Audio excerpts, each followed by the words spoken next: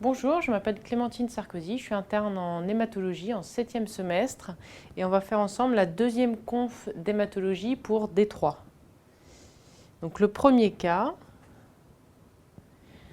Monsieur B, 65 ans, vient vous voir à votre consultation de médecine générale pour fatigue traînant depuis 3 mois et une sensation d'essoufflement depuis environ 6 semaines. Donc c'est quelque chose qui a l'air d'être plutôt chronique mais qui s'aggrave. C'est un retraité, marié avec 3 enfants, en bonne santé. Il fume un paquet par jour depuis son adolescence, est sous Coumadine pour une ACFA, donc attention, il est sous AVK, il y aura sûrement des interactions, il faudra peut-être les arrêter, et fumer, il faudra arrêter. Pour une ACFA ancienne, donc, et sous aspégique en prévention secondaire pour 2 épisodes d'angor, il y a 4 ans et 2 ans. Il est depuis suivi par un cardiologue et sa dernière échographie montre une FEVG à 45%. Il y a donc une insuffisance cardiaque.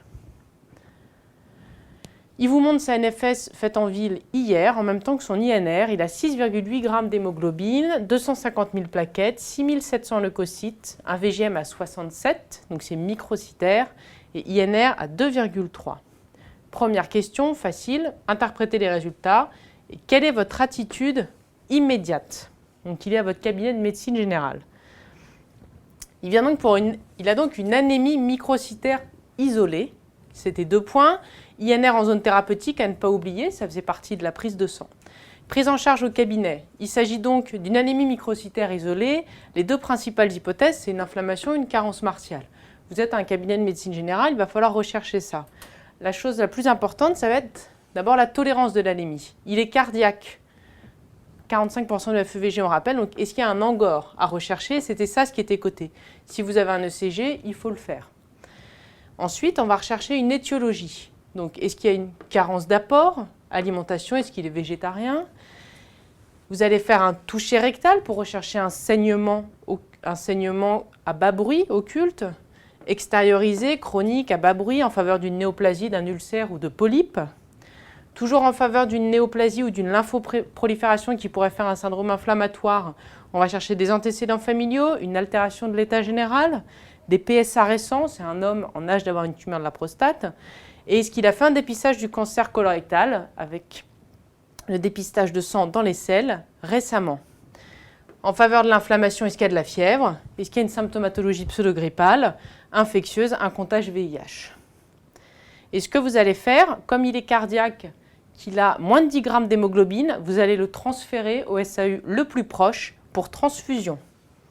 Et c'était ça qui était sur 4 points. Donc vous décidez de le transférer aux urgences pour compléter le bilan. Quelle sera la suite de la prise en charge aux urgences et justifiée? Donc la suite de la prise en charge aux urgences, il va falloir continuer le bilan, bien sûr, clinique, mais surtout paraclinique, avant la transfusion. C'est-à-dire qu'il vous faut 2 déterminations, groupe Rhésus-RAI, NFS avec frottis à la recherche de réticulocytes pour voir si la cause est centrale ou périphérique, même si pour les anémies microcytaires, c'est quand même, dans la majorité des cas, une cause centrale, mais est-ce qu'il n'y a pas un peu une part périphérique hémolytique associée? Rechercher un syndrome inflammatoire, CRP, une électrophorèse des protéines plasmatiques, la ferritine, le coefficient de saturation de la transférine et le fer sérique, pour vous dire si c'est une anémie par carence martiale ou bien une cause inflammatoire. Et ça, bien sûr, il faut le faire avant la transfusion. Sinon, après, vous allez faire le fer sérique, la ferritine et le coefficient de saturation du sang qui a été transfusé. Pareil pour vitamine B9, B12. Et bien sûr, ECG, troponine, il est cardiaque, encore une fois, sur 4 points. Et c'était un PMZ. Donc, la transfusion que vous allez faire aux urgences, 2 kg globulaires, isogroupe, isorésus, avec une surveillance rapprochée, c'était ça qui était coté, parce qu'il y a un risque d'œdème aigu du poumon, d'OAP, car antécédent de cardiopathie ischémique. Et bien sûr, vous allez prévoir avec les gastro-entérologues la poursuite du bilan étiologique, mais ce n'était pas coté parce qu'on vous demandait juste ce que vous faisiez aux urgences. Il faudra aussi qu'il arrête de fumer, bien entendu, mais pareil, ce n'était pas coté. Par la suite, votre patient est transféré en médecine interne, la coloscopie est normale. En revanche, la fibroscopie gastrique met en évidence une tumeur bourgeonnante du fundus. L'anatomopathologie des biopsies réalisées lors de la FOGD conclut un adénocarcinome T2-NXMX. Le bilan d'extension est négatif, il comprenait une écho-endodigestive. Une décision opératoire est alors posée en réunion de concertation pluridisciplinaire, toujours. Quel dispositif mettez-vous en place pour l'annonce de la maladie à votre patient. Donc ça, c'est une question dont vous allez pouvoir trouver la réponse dans des conférences de consensus. Et le dispositif d'annonce comporte 4 temps, c'est très bien décrit. Le temps médical d'annonce du diagnostic, le temps paramédical avec écoute, reformulation, réponse aux questions pratiques, le temps d'accès aux soins de soutien, psychologue, diététicien, traitement de la douleur, c'est primordial dans le cancer, surtout dans les cancers digestifs, le diététicien, vu qu'il va avoir en plus une gastrectomie.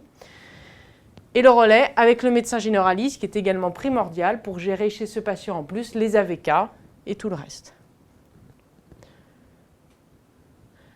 Remarque, le temps médical de l'annonce du cancer. Donc là, on a vu les 4 temps, et parmi le temps médical, il faut s'assurer des conditions de la consultation, disponibilité, absence d'interruption, être assis au calme, consacrer un temps à la personne, c'est-à-dire tenir compte de sa biographie, de son environnement, de ses priorités, donner l'information pas à pas de manière progressive et respecter les mécanismes de défense. Si vous avez une question qui est un peu plus précise que celle que je vous ai posée sur le temps médical, il faudra bien penser au respect des mécanismes de défense.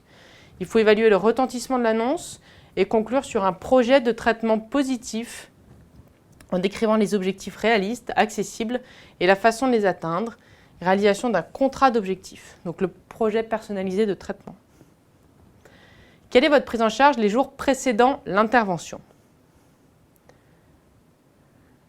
Donc vous avez un patient qui est atteint d'un cancer, vous lui avez annoncé, il doit se faire opérer, il est sous AVK, c'est un fumeur, il faudra qu'il arrête de fumer, mais ça ne fait pas partie des priorités forcément d'avant l'intervention, même si ça pourrait éventuellement être coté. Donc prise en charge à 100%. Ça, c'est indispensable avant l'intervention. C'est à vous de commencer la prise en charge qui sera ensuite relayée par le médecin traitant. ALD 30, déclaration d'affection longue durée et information du médecin traitant. En l'occurrence, c'est vrai que quand il venait à votre cabinet, vous étiez le médecin traitant, mais là, si on peut considérer que vous êtes aussi l'interniste. Donc, de toute façon, ça va figurer dans votre copie. Soutien psychologique spécialisé. Consultation diététicienne, ce qui va avoir une gastrectomie. Il faut donc lui expliquer quelle sera la conduite à tenir post-gastrectomie pour son alimentation. Il faut faire un bilan nutritionnel albumine, préalbumine, c'est indispensable parce que la demi-vie est beaucoup plus longue que l'albumine et donc permet mieux d'évaluer l'état de nutrition. Toujours, on répète B9, B12, B1, calcium, vitamine D, on pourrait rajouter fer. C'était une diététicienne qui était cotée. Consultation d'anesthésie avec un bilan cardiaque préopératoire. On rappelle que votre patient a une cardiopathie ischémique et une échographie cardiaque transthoracique. Commande de culoglobulaire et de CPA avant l'intervention. CPA, c'est concentré plaquettaire d'aphérèse, parce que votre patient, il est sous AVK, sous aspégique, donc forcément, ça risque de saigner, même si, bien entendu, vous allez faire un relais, ce qui était coté en dessous, AVK par des HBPN, par des héparines de bas poids moléculaires, afin d'arrêter les héparines de bas poids moléculaires 12 heures avant l'intervention et de limiter les saignements. Mais l'aspégique, vous allez voir avec le cardiologue s'il faut l'arrêter ou pas. C'est ce qui était coté. Arrêt de l'aspégique 5 jours avant l'intervention, à discuter avec le cardiologue. 2 points, c'était la discussion avec le cardiologue. De toutes les façons, il faudra commander les plaquettes parce qu'il est possible qu'il reste un petit peu d'aspégique efficace et que donc il persiste des risques de saignement. Donc, thérapeutique, arrêt des antivitamines K comme on vient de le dire, relais par HBPM à dose hypocoagulante en absence de contre-indication, bien sûr vérifier la fonction rénale. Surveillance de la thrombopénie induite par l'héparine avec une numération avant le début du traitement, il faut avoir une référence, et tous les 3 jours pendant les 4 premières semaines. Puis une fois par semaine. Bien sûr, là, vous n'allez pas faire le relais 4 semaines avant l'opération, mais pour que vous le sachiez, donc il faut faire tous les 3 jours pendant les 4 premières semaines, puis une numération par semaine. Je vous ai donné comme exemple INOEP, 175 unités kilo-jour en une injection. Depuis l'opération, votre patient a perdu 15 kg et pèse maintenant 70 kg. L'anatomopathologie de la pièce opératoire conclut à T2N1 M0. Il est donc décidé de faire une chimiothérapie adjuvante. OK. Lors de la deuxième cure, à J7 de la cure, donc on est très semblablement au nadir, la NFS de votre patient est la suivante, hémoglobine 7 g par décilitre, plaquettes 40 000 par mm3, leucocytes 500 par mm3 et un VGM à 90.